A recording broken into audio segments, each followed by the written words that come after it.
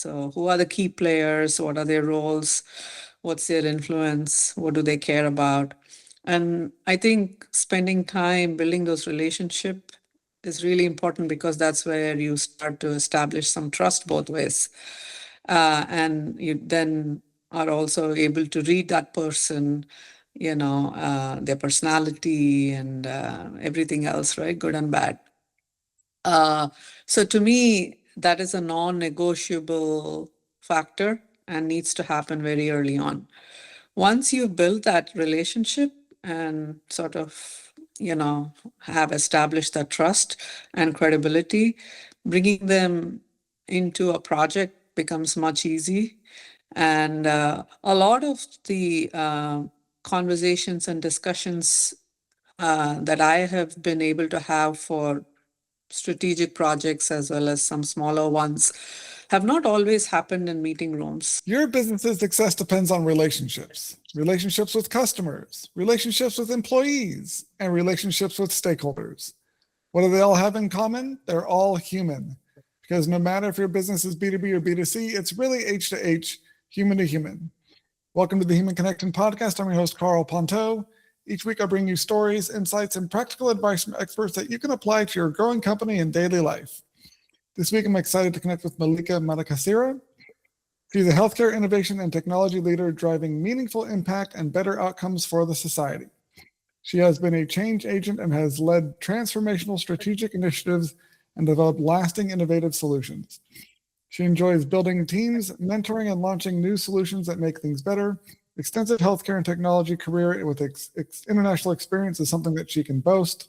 And she enjoys traveling, exploring cultures, and good food. Congrats on your extensive healthcare experience and welcome to the Human Connection Podcast. Thank you, Carl. Excited to be here today. Yeah, I'm really excited to have you on the show because with what's going on in the healthcare world is so much change and so many things that are in need of improvement. And so I'm excited to talk to you about how you're driving meaningful change for both patients and clinicians, because I know that there's both are struggling in a lot of ways, but there's a lot of opportunity out there to solve these problems and make big improvements to the current system. So how do you make that change happen? What has your impact been, and how do you see the next steps for making these bigger impacts going forward? Yeah, no, great question. I think there are several factors that kind of drive change at a system level. So for me, when I've been drawn to initiatives, projects, and opportunities, I always take a step back to see who's the end user, who are we actually solving this problem for, and then better understand what are all the components in that process, whether it's people, process, or technology that's affecting that outcome and that end user. So in the context of where I work at today, our end users are our patients, and they are who we serve. So no matter what job I have and what I do, ultimately, if I'm not able to make a change that affects them positively, it doesn't matter. But I think I'm in a very unique role in the organization, as well as grateful to have what I have in terms of being able to lead and influence change across systems and processes that allow our care delivery partners, our doctors, providers, care teams, community care coordinators, billing staff to all do what they need to do to be able to deliver the best care and outcomes for our patients. And so for most projects and initiatives that I am involved with, um, as I'm doing the assessment of what the problem is, it's not something that is done in silos. So a lot of it is about getting all the right stakeholders and their inputs in early on, and then trying to see, what's working well, where there are gaps, and then articulating kind of the problem and aligning on the definition, and then figuring out what do we need to where do we need to start and how do we make sure that we are engaging with all the right stakeholders, as well as looking at if we have the right systems and processes, and if not, what do we need to bring to bear.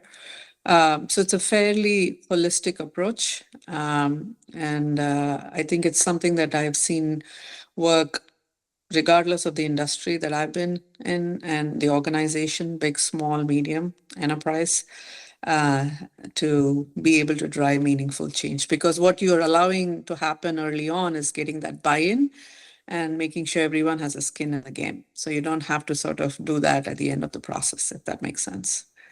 Yeah, I think the overall unsiloing a lot of these institutions or the companies and organizations is really important because without having a kind of overarching metric or a way of measuring success that everyone is accountable for, then there's always that, well, that's marketing's job, well, that's operations job, and there's kind of the finger pointing that happens. Whereas if you can unsilo things and get a shared metric, a shared language, and get people working together instead of feeling like they're in their own little teams, then you actually can focus on what's really important and not have these disparate measurements for success where one team kind of goes, well, we did our part, and kind of folds their arms, and the infighting that sabotages a lot of the meaningful impact that these initiatives can have goes away. And so I think it makes sense to have that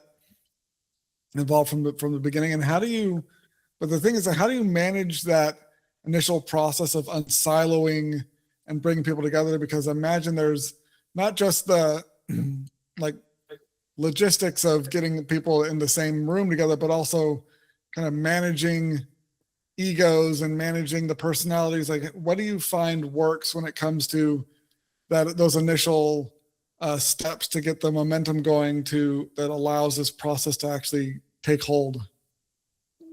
Yeah, I think a lot of that is really about building relationships first. I invest a lot of time when I am taking on new opportunities or in new roles, really getting an assessment of lay of the land, if you will. So, who are the key players? What are their roles? What's their influence? What do they care about? And I think spending time building those relationships is really important because that's where you start to establish some trust both ways. And you then are also able to read that person, their personality and everything else, right? Good and bad. So to me, that is a non-negotiable factor and needs to happen very early on. Once you've built that relationship and sort of, have established that trust and credibility, bringing them into a project becomes much easy.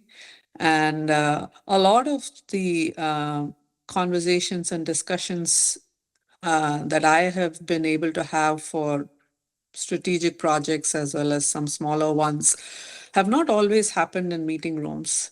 Sometimes I have to be willing to lean in and be available and flexible to meet that person where they're at and one on one and update them on what was discussed.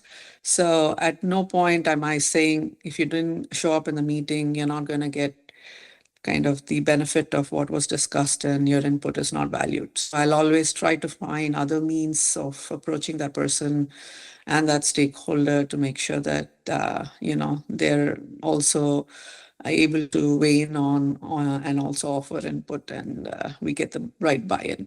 So it's a multimodal approach, and it's not a one size fits all at all.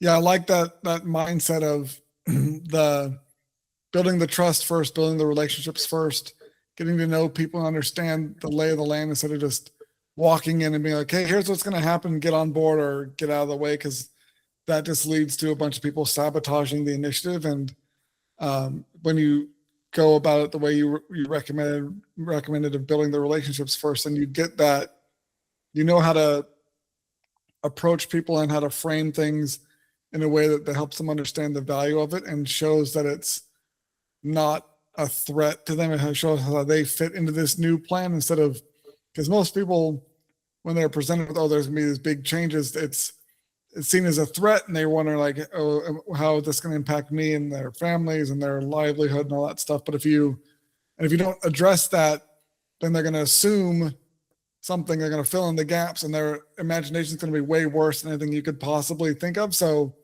having those, like addressing those potential saboteurs or people that like need the buy-in of early, and getting their understanding who they are and how they operate, and being able to frame it in a way, like to the no one side. So it's all about framing it in a way that shows them that there's value in it for them, that that's in their best interest to support this is really important. And then during the process, not having having grace for people if they can't make a particular meeting because of XYZ, then you're communicating in other ways and being adaptive to people's lives, because there's going to be things that come up that are more important than the meeting. Like if it's like a family health or emergency or something like that, then you're not going to kick them out of the entire process because they missed a meeting. But so having that kind of understanding and grace for people to be human throughout the process is important for getting these things to work, because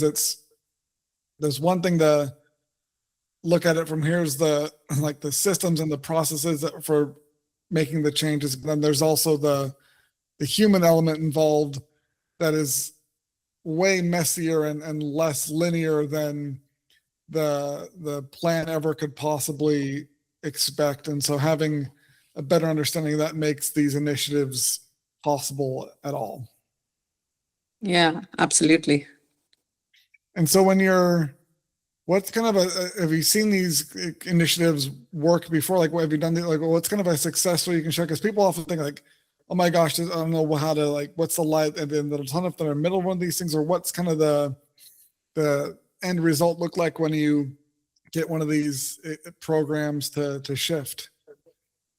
I think when the transformation that you have enabled through a collaborative process results in better productivity, people feeling happier in their roles. And what I have seen happen time and again is projects that have been very successful, people come after that and they're volunteering for other stuff. So you don't have to necessarily work as hard as you had to initially to build that relationship, as well as get buy-in and getting all that input. So you get that automatic buy-in, because I think at the end of the day, how you take in that success really matters, and it's always a shared win, and it's a team play. So I have always led projects from that vantage point, that hey, this is a team effort, not one person shines, everyone has a role to play.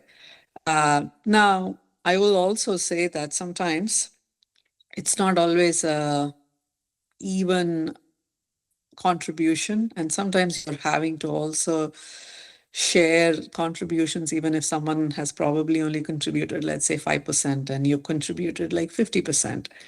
But it's okay, because you're going to benefit from that relationship, and having shared that, when they're going to remember how you made them feel when the project ended, and that you were okay to celebrate together and share that success for the next one. So you're not just celebrating and feeling motivated just because of what happened in that project, but it's something that is going to have to be long lasting. And so there are a few things you need to do, and one of them being willing to share and celebrate it as a team. Yeah, I think when you're looking at the scope of a project like that, a big change initiative, you think that, and people think, okay, what's the end result? And then they think that once the project's over, that's kind of the end of the benefits, but it's really a new beginning. And especially if you've been contributing and you're building these relationships, and you're able to, and you maintain them over time and continue past the project ending, then there's a lot more ROI for you personally and for the other people involved beyond the scope of that initial project. Because if you, like, people go to different companies, or there's other opportunities to work together, and there's other life events where you need people that you can need help with something you're struggling with, and you're going to have this network of and a community around your team and the project that you can lean on for other things, or tap into when there's some other initiatives that need support. And so it's the relationship side of the project lasts a lot longer than the project itself. Yeah.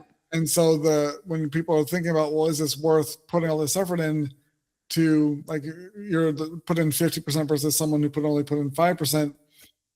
Yeah, the project scope might be completed and you put in that much percentage, but then you're going to get a lot more like long-term ROI, because the people will remember how you showed up and put in that 50% and versus the person put in 5, and you'll have stronger relationships with you going forward. So if you need a favor, like I said, you need help with something else, they're going to come to you when you need help, versus the person who only did put in 5%. They're not going to be as warm to helping out in the future, because they saw how little they showed up that first time. So it's the way people measure the value from these sort of collaborations extends a lot further than the kind of the business project scope. It's really about, Yeah. you know, have a relationship with these people for a long time. So nurturing those leads to a lot better result than you'd think from specifically just a project scope. Yeah, I would agree 100%. Absolutely. So yeah, it's never about that one project. It's really, at the end of the day, about, are you building the right kind of relationships, and are you nurturing them so that you're able to engage with the same set of folks or other folks consistently, right, over time. So when and you mentioned this, like, first thing you do is go in and get to know people and connect with them and start those relationships off correctly. What would you say is you found as the best practice for having those conversations? Because I think it's one thing to know, okay, I need to start having these converse with people and get to know them and build trust, but I don't think as many people know the exact kind of, here's what to ask, here's how to go about having those conversations. So what is your kind of secret for starting those conversations and relationships off on the right foot?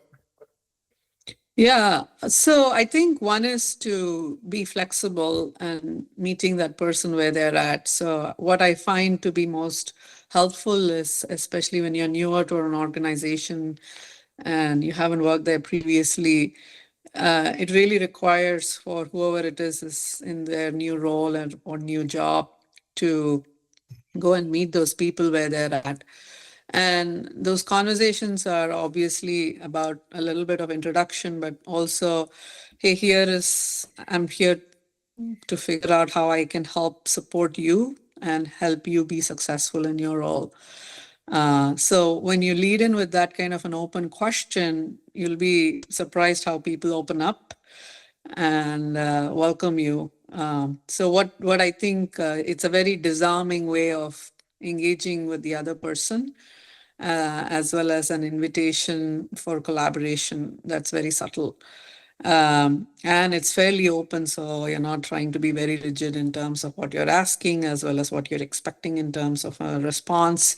So it keeps it very conversational and keeps it real.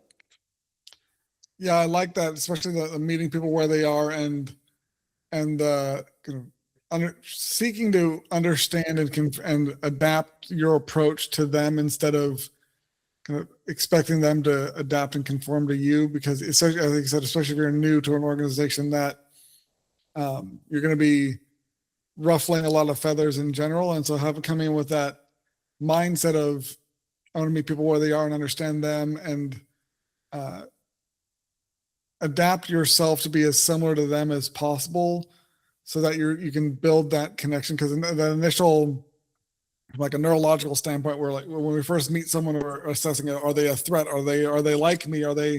Can I trust them? And so the more you can have that in mind when you're meeting someone for a new person for the first time, then you're much more likely to start off on the right foot than if you come in and just expect them to change to match you, because that almost never works. So I think that's a great takeaway from this episode, and I really appreciate for being on the show. And so I want to thank you so much for connecting with me today, Mallika. If you enjoyed this episode of the Human Connection Podcast, please like, subscribe, and leave a comment. If you want to connect with myself or Mallika, check out the links in the show notes.